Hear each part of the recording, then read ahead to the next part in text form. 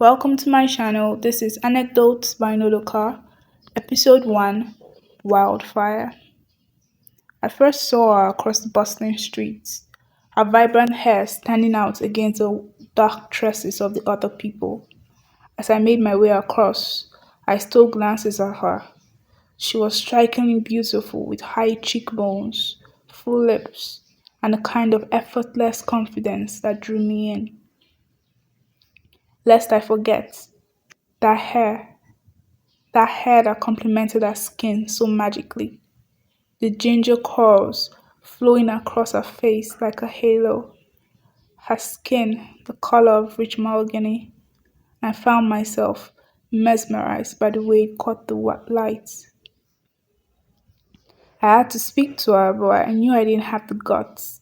That sort of girl wouldn't look at me twice, I thought. But I had an idea. I walked up to her and told her how daring she looked dressed up like that. She giggled and touched her hair. My locks are a mess. I just needed something different for church today, she said. Do you mind if I took pictures of you? I asked. Pictures? She stared at me quizzically. Yes, I'm a photographer, and today you're going to be my muse.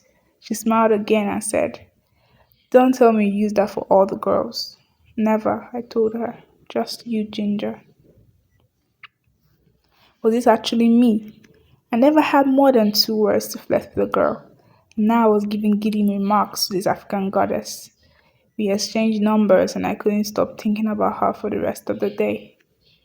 A few days later, she invited me to come with her to get her locks retwisted at the nearby barber shop.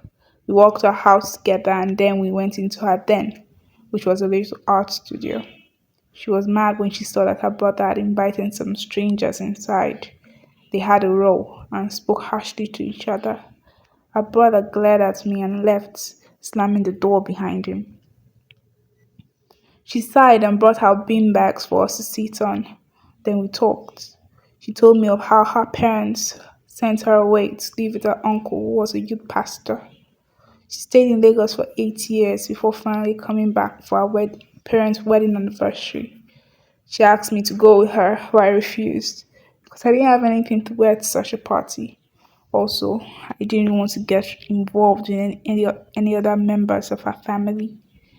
When she rolled up her sleeves, I noticed her arm had some scarred lines. Did you want to kill yourself? I asked. She sighed and told me that when she was 17, she was supposed to go pick up her sister at school. She forgot and went on a car ride with a couple of friends.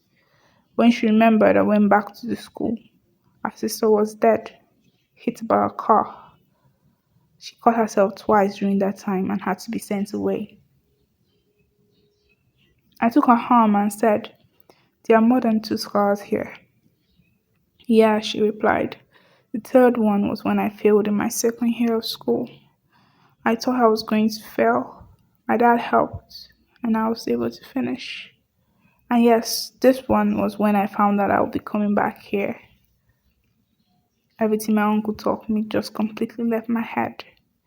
It was one of the most ugliest experiences of my life. Luckily, I stopped myself before it got too deep. I don't want to be with someone who wants to die. I don't want to die anymore, she said, her round eyes brimming with tears. I smiled and caressed her scarred arm. Then she asked me, Would you mind if I kissed you? I didn't answer right away. The words were caught in my throat. I could only bring my face closer to hers. It was a slight brush of her lips on mine at first. Afterwards, it was electrifying. We ended up watching a movie until it was time for me to go. It had been raining outside and the weather was really chilly. My house wasn't that far, so I wanted to walk. We ended up walking back together. We were both wearing hoodies, but it was still cold. So I did something I always wanted to do. Our hands were in our hoodie pockets, so I put mine there too. She smirked at me and held my hand tight. She was leaving the next day. We'd only known each other for a week, but somehow it felt like a lifetime. She came to my neighborhood that night and texted me to come out. After we sat in our car, I felt comfortable enough to hold her hair. Hey, Ginger, I'm going to miss you. Me too. I asked if I could give her 5 kisses before she left. She blushed and said, "Guy, you're so awkward." One on her hand, her forehead, and her neck. Many on her neck. Too many. I called myself. "I'm sorry, that's more than 5." "That's okay," she said.